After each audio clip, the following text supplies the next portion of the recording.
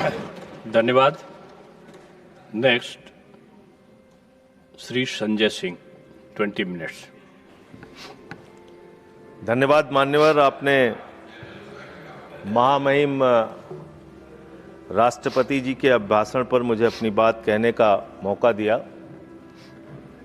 मान्यवर, पूरे आदर और सम्मान के साथ, महामहिम राष्ट्रपति जी के प्रति पूरे आदर और सम्मान के साथ कुछ असहमति के बिंदु हैं जो आपके सामने मैं रखना चाहता हूं।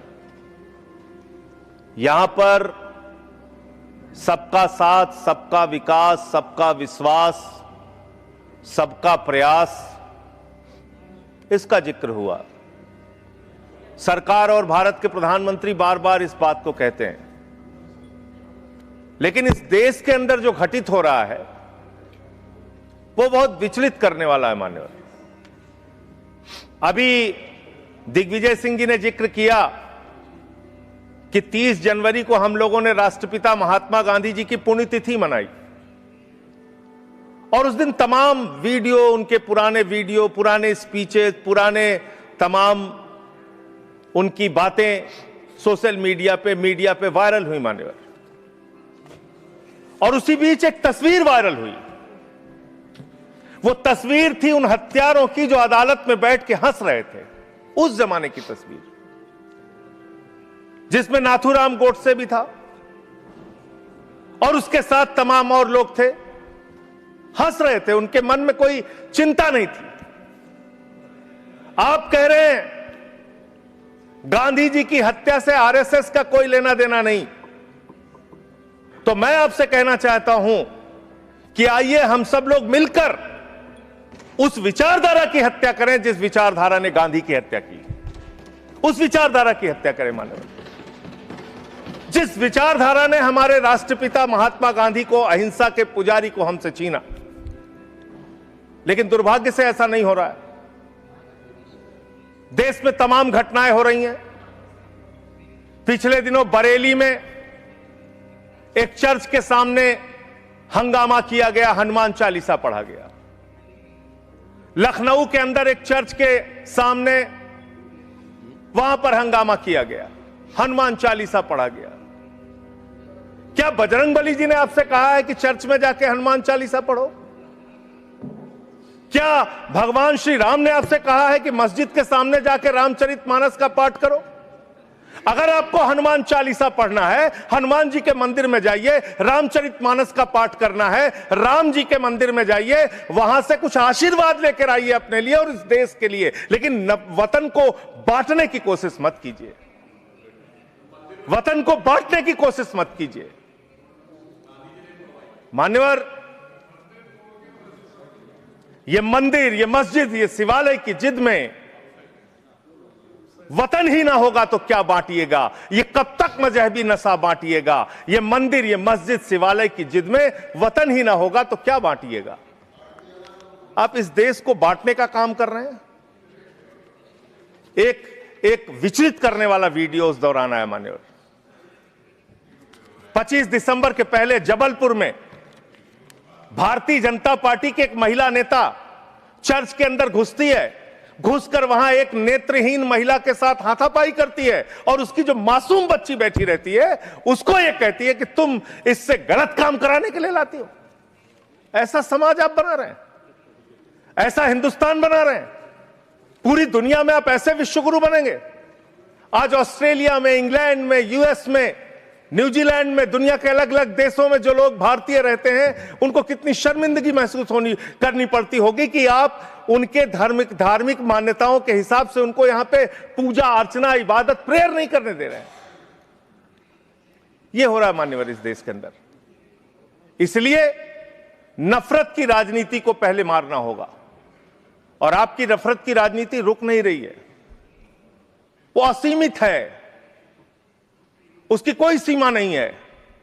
पहले हिंदू को मुसलमान से लड़ाओ, फिर हिंदू को सिख से लड़ाओ, फिर हिंदू को ईसाई से लड़ाओ, फिर हिंदू को हिंदू से लड़ाओ, जाट को गैर जाट से लड़ाओ, मराठा को गैर मराठा से लड़ाओ, दलित, पिछड़े, सवर्ण को आपस में लड़ाओ।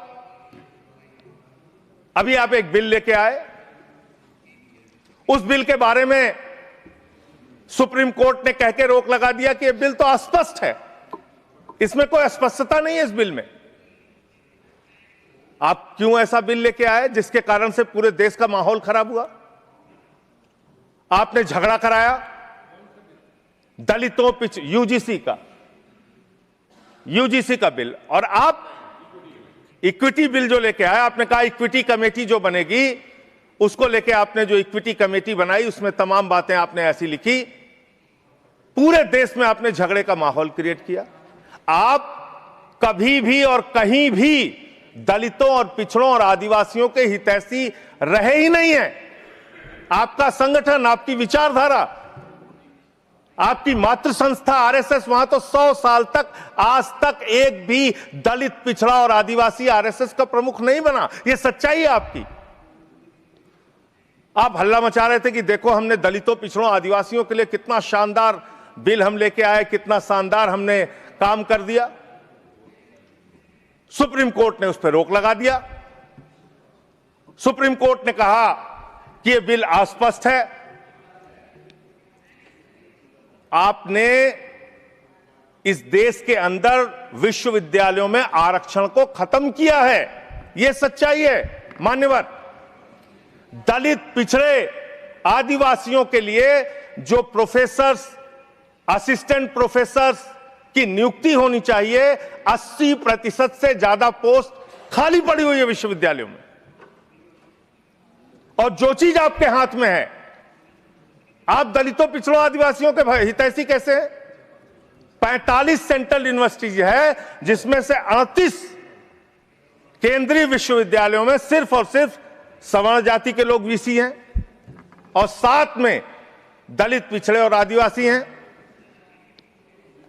तो आप बताइए जी, आज आप बताइए, आप मुझे बताइए, आपको 45 में से 38 सिर्फ एक जाति के, सवर्ण जाति के लोग मिल रहे हैं और बाकी 7 आपने पिछड़ा, दलित, आदिवासी बनाया और आप कहते हैं आप दलितों, पिछड़ों, आदिवासियों के हितैषी हैं।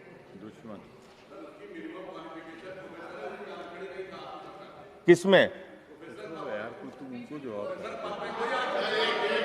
मैं वीसी की बात कर रहा हूं, वीसी की बात कर रहा हूं, वीसी की बात कर रहा हूं। वीसी की नियुक्ति आप करते हैं, वीसी की नियुक्ति आप करते हैं। इसका मतलब दलित, पिछड़ा और आदिवासी बीसी बनने योग्य नहीं है, यह आपकी मानसिकता है। इसका मतलब आपकी मानसिकता है पिछड़ा, दलित और आदिवासी प्रोफेसर बनने योग्य नहीं है। 12 साल क्या किया आप नॉट फाउंड सुइटेबल की कैटेगरी में डाल देते हैं उन लोगों को। आप क्या न्याय कर रहे हैं उनके साथ? पूरे देश के हाई कोर्ट, सुप्रीम कोर्ट की हालत देखिए सर। देश का है सुप्रीम कोर्ट एक और 25 हाई कोर्ट। वहां पे कितने जज हाई कोर्ट के अंदर या सुप्रीम कोर्ट के अंदर दलित, पिछड़े, आदिवासी हैं? पता कर लीजिए, आपको पता चल जाएगा। तो अगर कहीं उनके साथ न्याय की बात आती है तो आप न्याय नहीं, नौटंकी करते हैं, जानबूझ के दिखाने की कोशिश करते हैं कि आप उनके हितैषी हैं, जबकि आप है नहीं। आपको है ना, और पूरे देश का वातावरण खराब किया आपने। मैं इस सदन के अंदर आपके माध्यम से सरकार को प्रस्ताव देना चाहता हूं, अगर आपकी नीयत साफ है तो हर विश्वविद्यालय में 2 तरह की कमेटी बनाइए। एक जो सिर्फ और सिर्फ कास्ट डिस्क्रिमिनेशन को देखे, यानी कि जाति के आधार पर भेदभाव को देखे, और दूसरी कमेटी आप वहां पर बनाइए जिसमें कि हर प्रकार के भेदभाव को आप कवर कीजिए। कोई झगड़ा ही नहीं होता। भाषा के आधार पर भेद, लिंग के आधार पर भेद, किसी भी प्रकार का भेद, उसको देखने के लिए एक कमेटी बनाते और जाति के आधार पर हो रहे भेद को देखने के लिए एक कमेटी बनाते। कोई झगड़ा ही नहीं होना था। आपने जानबूझ के झगड़ा कराया। दूसरी बात मान्यवर, अभी मैं पिछले दिनों एक पदयात्रा कर रहा था मिर्जापुर से लेकर काशी तक, और उस दौरान काशी के अंदर मंदिरों को तोड़ने का मामला सामने आया। मणिकर्णिका घाट को तोड़ा गया मान्यवर, मणि को तोड़ दिया गया, माता अहिल्याबाई होलकर जी की प्रतिमा को तोड़ दिया गया। और वो वीडियो मैंने ट्वीट कर दिया तो मेरे ऊपर उल्टा मुकदमा लिख लिया गया। कितना मुकदमा लिखेंगे आप?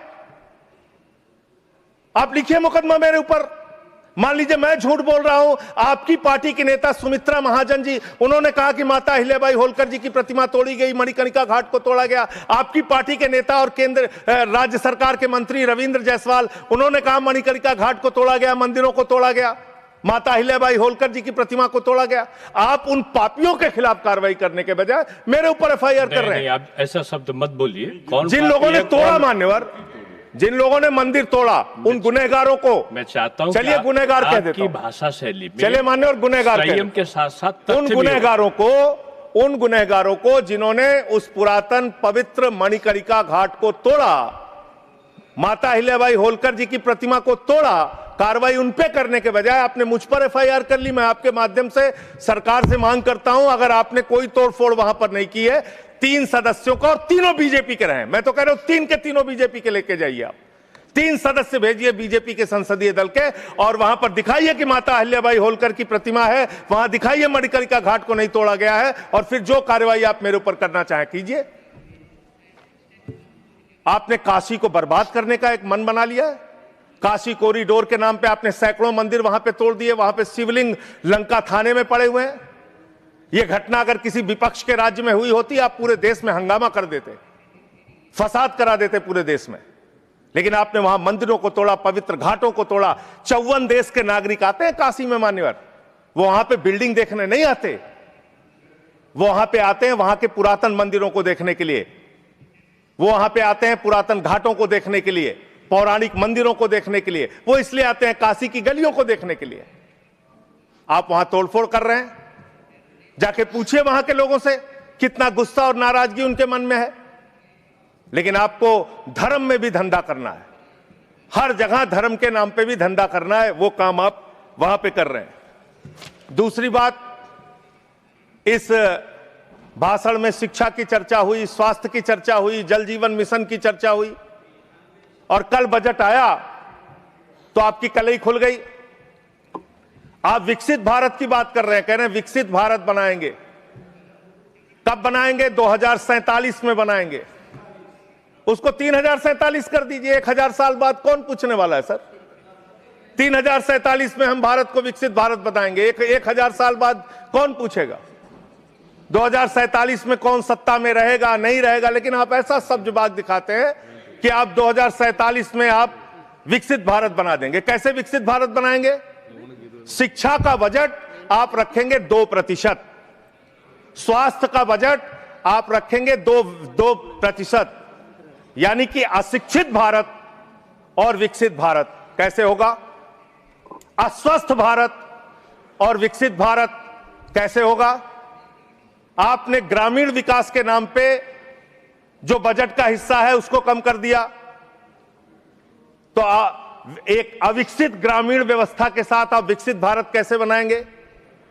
आपने किसानी के लिए, एग्रीकल्चर के लिए जो बजट रखा उसको घटा दिया। आप कैसे करेंगे विकास? विकसित भारत का आपका सपना क्या है?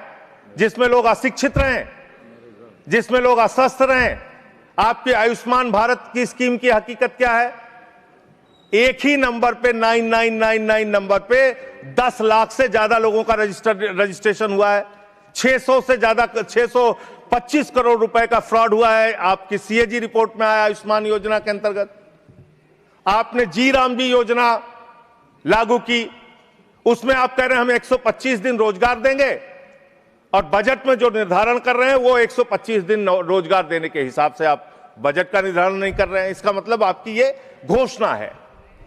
पिछले साल आपने कहा कि अप्रेंटिस योजना हम पूरे देश में ला रहे हैं नौजवानों के लिए। अप्रेंटिस योजना में जो पैसा आपने सरकार की ओर से निर्धारित किया उसमें 95% कटौती कर ली। तो आप प्रशिक्षण नहीं दे सकते, रोजगार तो बहुत दूर की बात है। यह काम आपने किया। दूसरी बात, माघ मेला हुआ, बड़ी उसकी चर्चा हुई। आप हमेशा चर्चा करते हैं, महाकुंभ के बारे में चर्चा करते हैं, माघ मेला के बारे में चर्चा करते हैं, लेकिन वहां बड़ी एक अप्रिय घटना हुई मान्यवर, बहुत ही दुखद घटना हुई। शंकराचार्य जी परम पूज्य अवमुक्तेश्वरानंद जी जा रहे थे स्नान करने के लिए। उनको प्रशासन के द्वारा उनको रोका गया, उनके शिष्यों को, उनके बटुकों को चोटी पकड़ पकड़ के घसीट घसीट के मारा गया उनको। और इतना ही नहीं, उनकी एक मांग थी कि अगर प्रशासन या सरकार मुझसे वार्ता कर ले और अपनी गलती मान ले तो मैं स्नान करूंगा। ना उनसे किसी ने माफी मांगी और ना ही वो स्नान कर पाए। बिना स्नान किए शंकराचार्य जी वहां से चले गए। और भी शर्मनाक बात यह है, आप कितने बड़े धर्म के ठेकेदार हैं। आप देखिए कि आप शंकराचार्य जी को तहसीलदार के माध्यम से चिट्ठी भेज रहे हैं, कह रहे हैं बताओ आप शंकराचार्य हो कि नहीं हो। अरावली पर्वत को साबित करना है, बताओ तुम अरावली पर्वत हो कि नहीं हो। दिल्ली की जहरीली हवाओं को साबित करना है, बताओ हवाओं तुम जहरीली हो कि नहीं हो। इस देश के मतदाताओं को साबित करना है, बताओ तुम भारत के नागरिक हो कि नहीं हो। और शंकराचार्य जी को साबित करना है, बताओ आप शंकराचार्य हो कि नहीं हो। जो लोग अभी तक 12 साल में अपनी डिग्री नहीं दिखा पाए, वो शंकराचार्य से शंकराचार्य होने का प्रमाण मांग रहे हैं। यह है आपकी धार्मिक ठेकेदारी। इस तरह से आप धर्म की ठेकेदारी करना चाहते हैं तो देश के अंदर नफरत फैलाकर जो आप राजनीति कर रहे हैं, लोगों के हक को मार के जो आप राजनीति कर रहे हैं, इसका कोई बहुत देश के विकास, कम से कम विकसित भारत आपकी इस विचारधारा, इस सोच से तो नहीं बन सकता। विकसित भारत के लिए यह विचारधारा आपकी काम नहीं करेगी। नफरत फैलाओ और राज करो की अंग्रेजों की जो विचारधारा थी, बांटो और राज करो की जो विचारधारा थी, उससे नहीं बन सकता। मान्यवर, बात कर लें विदेश नीति की।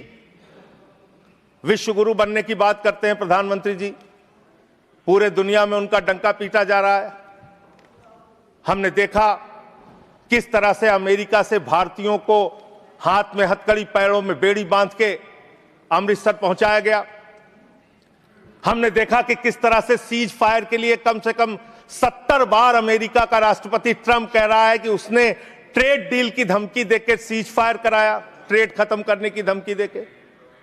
हमने देखा कि किस तरह से चीन यह कह रहा है कि वो सक्चगाम में निर्माण कार्य करेगा और आपकी पार्टी के दफ्तर में उनके प्रतिनिधि मीटिंग कर रहे हैं। उसी दिन वो बयान दे रहा है, बीजेपी के दफ्तर में वो लोग मीटिंग कर रहे हैं, उसी दिन चीन का बयान आ रहा है कि हम सक्चगाम घाटी में निर्माण कार्य करेंगे, पुल बनाएंगे, सुरंग बनाएंगे। आपकी विदेश नीति क्या है? बांग्लादेश में हिंदुओं की हत्याएं हो रही हैं, उस पर आप खामोश रहते हैं, चुप रहते हैं, बोलते नहीं है। आप किसी भी मामले में सामने मुखर होकर सामने आके स्पष्टीकरण नहीं दे रहे हैं। अभी एक एप्स्टीन फाइल की चर्चा हो रही है पूरी दुनिया में, उसके बारे में भारत के प्रधानमंत्री को आरोपित किया गया। उसके बारे में सरकार को स्पष्टीकरण देना चाहिए। तथ्य के कोई चीज को बोलना, मैं कह रहा हूं स्पष्टीकरण देना चाहिए। आपके पास कोई तथ्य है तो आप सर, अगर कोई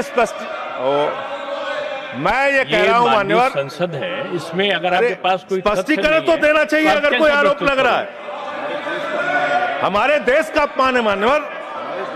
इनके बोलने के बाद मैं आपको समय देता हूं। आप कैसा काम करना चाहते हैं? खत्म होने से बात देता हूं।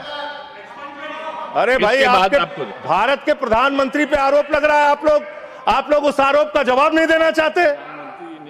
भारत के प्रधानमंत्री पे आरोप लग रहा है, नहीं तथ्य के बगैर होगा तो आप नहीं लगा सकते। तथ्य के विपरीत अगर आप बोलेंगे तो आपका ये चीज नोट नहीं किया जाएगा।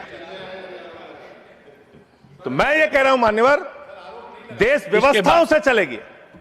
यहां बैठे हैं जावेद भाई, संभल के अंदर एक जज ने न्याय का फैसला दिया और उस जज का ट्रांसफर कर दिया जाता है। यह जुडिशरी की हालत आपने कर दी है, यह कर दिया आपने। देखिए, न्यायालय ट्रांसफर करता है जज का। अरे मान्यवर, जज का ट्रांसफर हुआ है, अवमानना होगी। जज का ट्रांसफर हुआ है। जज का ट्रांसफर कोई पॉलिटिकल पार्टी नहीं करती। तो एडमिनिस्ट्रेटिव तो काम आप हुआ, ऐसी चीज ना बोले जो कंटेम्प्ट हो कोर्ट का। और इस तरह से एफआईआर दर्ज करके, लोगों के दबा के, लोगों के अधिकारों को छीन के, हमारी पार्टी के तो खैर पीछे ही पड़े हुए हैं आप लोग। चैतर बसेवा एक आदिवासी नेता हैं, उनको गिरफ्तार करके आपने 3 बार गुजरात के अंदर जेल में डाल दिया। महराज मलिक हमारे विधायक हैं, उनको डाल दिया जेल में। हम लोगों को तो जेल भेज ही चुके। आप रोज मुकदमा लिखते रहते हैं, एफआईआर लिखते रहते हैं। सोनम वांगचुक को अभी भी आपने जेल में रखा हुआ है। तो एक के बाद एक लोगों को, विपक्ष के नेताओं को जेल में डाल के आप कैसे काम करेंगे? आप पूरे देश में एसआईआर के नाम पे लोगों के वोट काट रहे हैं, एसआईआर के नाम पे लोगों के वोट काट रहे हैं। बस खत्म कर रहा हूं सर, सबको 2-2, 3-3 मिनट मिला है। मैं 1 मिनट में खत्म, 1 मिनट में आधा मिनट। मान्यवर, मैं पार्टी का लीडर हूं, 1 मिनट में खत्म। आधा मिनट पार्टी का लीडर है मान्यवर, एसआईआर के नाम पे आप क्या कर रहे हैं? पूरे देश में करोड़ों लोगों के वोट काट रहे हैं। यूपी की बात अगर मैं कर लूं तो वहां पर आपके ही राज्य निर्वाचन आयोग ने जो चुनाव की सूची बनाई, ग्रामीण चुनाव के लिए, पंचायत चुनाव के लिए और शहरी चुनाव के लिए, उसमें दिखाया 17 करोड़ वोट। और एसआईआर के लिए जो केंद्रीय ज्ञानेश कुमार जी की निगरानी में जो सूची बनी, उसमें दिखाया गया 12 करोड़ 55 लाख वोट, 4.5 करोड़ वोट उत्तर प्रदेश में कहां पर उड़ गए? और आप कह रहे हैं हर बूथ पे 200 वोट बनाएंगे तो 3.5 करोड़ वोट आप ऐसे ही बना लेंगे। तो एक बहुत बड़ा फ्रॉड है। एसआईआर में आप नेताजी के परिवार को नोटिस भेज रहे हैं। बस खत्म कर रहा हूं मान्यवर। एसआईआर में आप नेताजी सुभाष चंद्र बोस के परिवार को नोटिस भेज रहे हैं, नोबेल पुरस्कार विजेता अमर्त्य सेन को नोटिस भेज रहे हैं, पूर्व एडमिरल को नोटिस भेज रहे हैं। अब कैसा एसआईआर करा रहे हैं? ये एसआईआर नहीं है, चुनावी घोटाला है। मैं कहना चाहता हूं। बहुत बहुत धन्यवाद। सुधांशु त्रिवेदी जी, एक मिनट में। फाइल का जिक्र हुआ, एक विकृत यौन मानसिकता के सजाए याफ्ता अपराधी का जिक्र इस संसद के पावन पटल के ऊपर करना इनकी विकृत और विक्षिप्त मानसिकता का प्रतीक है। सर, एक बात फैक्ट ऑफ द मैटर ये है, among the millions of emails there is no direct email with prime minister. Sir, no direct message, no direct phone call. मैंने पहले कहा है कि अगर कोई चीज तथ्य के परत नहीं है तो उसको यहाँ रिकॉर्ड नहीं सर, मैं अपनी बात बस 2 वाक्यों में समाप्त करना चाहता हूं। ना कोई ईमेल है, ना कोई मैसेज है, ना कोई फोन कॉल है, और उसके बाद निराधार अनलगर आरोप के ऊपर एक सजाए याफ्ता अपराधी का नाम लेकर यहां पे बोलना यह बहुत ही निंदनीय है और इनकी विकृत मानसिकता का प्रतीक है। और सर, डिपार्टमेंट ऑफ जस्टिस ने भी यह कहा है कि वो फॉल्स और सेंसेशनल आरोप है। और प्रधानमंत्री जी इजराइल में अपनी ऑफिशियल यात्रा पे थे, एक मुलाकात ऑफिशियल है, और उसके बावजूद वहां पर सिर्फ एक ही गायन हुआ, वो था राष्ट्रगान। अगर उसमें नाच गाना इनको नजर आता है, हो सकता है इसे राम मंदिर में नजर आता हो। तो मैं इस पे घोर भर्त्सना करते हुए सभापति महोदय सिर्फ एक पंक्ति कहना चाहता हूं, सभापति महोदय सिर्फ एक पंक्ति कहना चाहता हूं कि जो इन्होंने आरोप लगाने का प्रयास किया है कि राष्ट्रवाद के महामेरु पर वार बहुत ही हल्का है, भारत विकसित रोकने के लिए यह मचा हुआ तहलका है। नहीं, देखो, जो माननीय सदस्य ने जो तथ्य के विपरीत और संविधान के विपरीत बात कही, उसको इसमें शामिल नहीं किया जाएगा। ये जवाब सवाल नहीं है, आपकी बात आ गई। मैंने क्या कहा? मैंने कहा आपने कि जो भी आरोप लगाए हैं उसका जवाब